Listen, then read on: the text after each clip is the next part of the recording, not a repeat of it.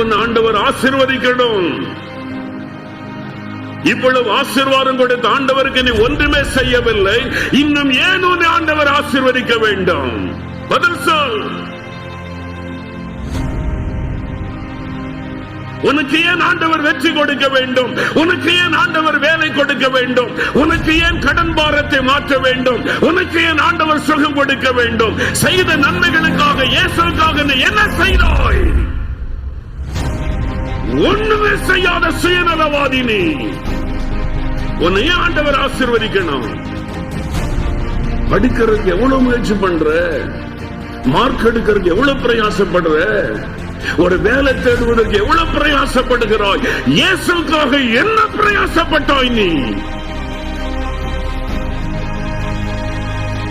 சிலுவை சுமந்த ஆண்டவர், ரத்தம் சிந்தின ஆண்டவர் ஒரு நாயை போல தெருவில் இழுத்துக் கொண்டு போய் உனக்காக ரத்தம் சிந்தினாரே, அவருக்காக நீ என்ன